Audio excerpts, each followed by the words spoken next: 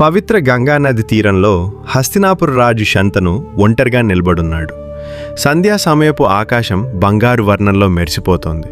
కానీ రాజు హృదయంలో మాత్రం ప్రశాంతత లేదు. గతంలోని సంఘటనలు ఆయన మనసును కలిచివేస్తున్నాయి. గంగా జలాలు నిశ్శబ్దంగా ప్రవహిస్తున్నాయి. విధి తన కథను మళ్లీ ఆవిష్కరించబోతున్నట్టుగా. హిమాలయ పర్వతాల సమీపంలో వశిష్ఠ మహర్షి ఆశ్రమం ఉంది. మహర్షి లోతైన తపస్సులో లీనమై ఉన్నారు. ఆశ్రమం పక్కనే దివ్య కాంతితో మెరిసే నందిని గోవు నిలిచింది. ఆ ప్రదేశం అంతా పవిత్రతతో నిండిపోయింది. ఒకరోజు అష్టవసువులు తమ భార్యలతో ఆ అరణ్యంలో సంచరించారు.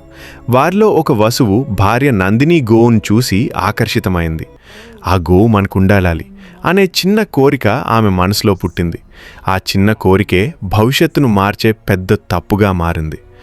రాత్రి చీకట్లో వసువులు నందిని గోవును రహస్యంగా తీసుకెళ్లారు. కానీ ధర్మాన్ని ఎవరూ దాచలేరు. ఉదయం వశిష్ఠ మహర్షి ఆ దోషాన్ని గ్రహించారు. ఆయన కళ్లల్లో అగ్ని మెరుపులు చిమ్మాయి. దివ్య కోపంతో వసువులకు శాపం విధించారు. మీరందరూ భూమిపై మానవులుగా జన్మించాలి. వసువులు భయంతో వణికిపోయారు. వారు క్షమాపణ కోరారు. మహర్షి కరుణించి ఇలా అన్నారు: మీలో 7 జన్మించిన వెంటనే విముక్తి పొందుతారు. కానీ ప్రధాన దోషి మాత్రం దీర్ఘకాలం భూమిపై జీవించి తన కర్మఫలాన్ని అనుభవించాలి. విధి నిర్ణయం అమలు కావడానికి సమయం వచ్చింది. గంగాదేవి భూమిపై అవతరించి రాజు శంతన్ను వివాహం చేసుకుంది. ఒక నిబంధనతో: నేను ఏం చేసినా నన్ను అడ్డుకోకూడదు. ప్రేమలో మునిగిన శంతను ఆ మాటకు అంగీకరించాడు. కాలం గడిచింది. ఒక్కొక్కరుగా శిశువు జన్మించారు. కానీ ప్రతిసారి గంగా ఆ శిశువును గంగా జలాల్లో సమర్పించింది.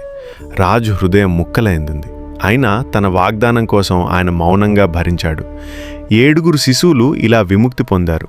8వ శిశువు జన్మించినప్పుడు గంగా మళ్లీ నదివైపు నడిచింది. ఇక సహించలేక శంతను ఆమెను అడ్డుకున్నాడు. ఆ క్షణమే గంగా దివ్య స్వరూపాన్ని ప్రదర్శించింది. వసువుల శాపకథను వెల్లడించింది. ఈ శిశువే ప్రధాన దోషి. ఇతడు భూమిపై మహావీరుడిగా జీవించాలి అని చెప్పింది. ఆ శిశువే దేవవ్రతుడు. గంగా ఆ బాలుని తీసుకుని అదృశ్యమైంది. ఒకరోజు యువరాజు దేవవ్రతుడు తిరిగి వచ్చాడు. అతని కళ్లలో అపార ధైర్యం మెరిసింది. అతని చేతిలో విల్లు, హృదయంలో ధర్మం. హస్తినాపుర ద్వారాలు అతని కోసం తెరుచుకున్నాయి. అది ఒక మహాయుగానికి ఆరంభం. అతడే తర్వాతి కాలంలో భీష్ముడిగా ప్రపంచానికి తెలిసిన మహావీరుడు. ఒక శాపం, ఒక జన్మ, త్వరలో ఒక ప్రతిజ్ఞ. మహాభారత కథను మార్చబోతోంది. తర్వాత అధ్యాయంలో దేవవ్రతుడి భయంకరమైన ప్రతిజ్ఞ.